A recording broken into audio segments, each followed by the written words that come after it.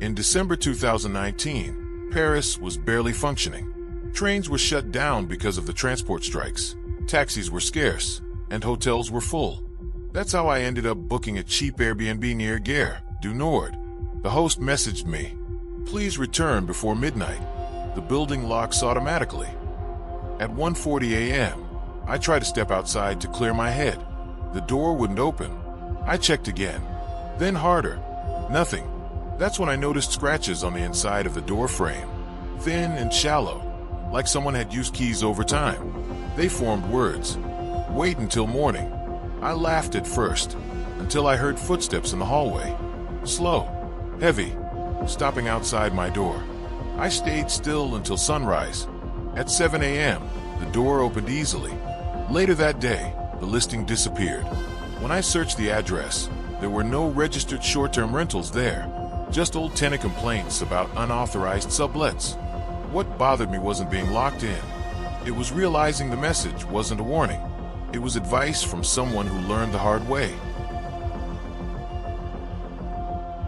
This happened in Berlin in late 2022, during a week of rail disruptions when taxis and rideshare cars were overloaded.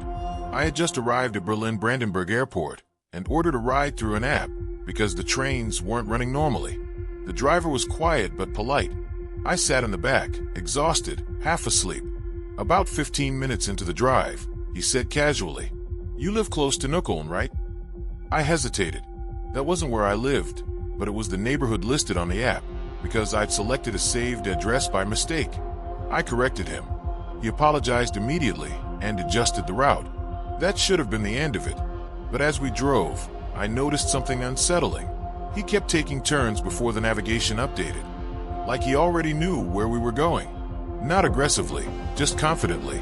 At a red light, I glanced at his phone mounted on the dashboard. The route looked slightly off. Not wrong, just older. Like it had been saved days ago. I asked him if the app was glitching. He shrugged and said, "People reuse cars. Phones too. Sometimes trips stay behind." When we arrived, he looked relieved, more than I felt. Later that night, curiosity got the better of me. I checked the ride receipt. The pickup time was correct, but the rider's name wasn't mine.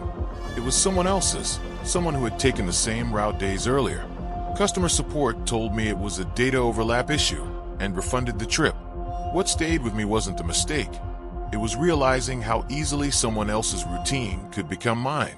How little it takes for identities to overlap when you are tired, traveling, and trusting systems you don't control. This happened in Arizona in 2018, when long overnight bus routes between Los Angeles and Phoenix were common for people avoiding expensive flights. I boarded the bus at Union Station, Los Angeles, just before 10 p.m. The driver did a head count and reminded us that once we crossed into the desert, stops would be limited. Somewhere after Palm Springs, the bus pulled over at a small, dimly lit rest stop. One last passenger got on. He looked dehydrated, sunburned, cracked lips, clothes dusty like he'd been outside for too long. He didn't complain about the heat, didn't ask for water, just handed over cash and sat near the middle. As the bus drove deeper into the desert, the air inside felt heavy. People stopped talking. Even the man behind me, who'd been snoring loudly, went silent. Every time I glanced down the aisle, the new passenger was still sitting upright, staring forward, never blinking, never shifting. Around 2 a.m., the driver slowed suddenly and turned on the lights. He asked, "Is anyone sitting in seat 17? No one answered. He repeated it, this time louder. That was the seat the man had taken. When someone finally walked back to check, the seat was empty. No bag, no jacket, nothing. The driver later told us something that made my stomach drop. Seat 17 had been flagged before.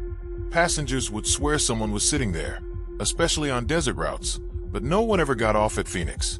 When we arrived, the driver quietly crossed one name off the passenger list. Not because the man was missing, but because, according to the manifest, he was never supposed to make it past the desert in the first place. I stayed in a quiet hotel in Istanbul in early 2020. when tourism had slowed and the city felt unusually still. I asked for a 6 a.m. wake-up call. At 3:11 a.m., the phone rang. A calm voice said, "This is your reminder." I told him it was too early. The voice replied, "You asked us not to forget again." I checked my call log. There was a missed call at 2:58 a.m. I had no memory of answering. At checkout, the receptionist frowned when I mentioned it. They stopped offering wake-up calls after guests complained about being contacted for requests they couldn't remember making, often during periods of extreme exhaustion. She said quietly, "Travel makes people forget themselves." That line stuck with me. Sometimes I wonder if the call wasn't to wake me up, but to make sure I was still there.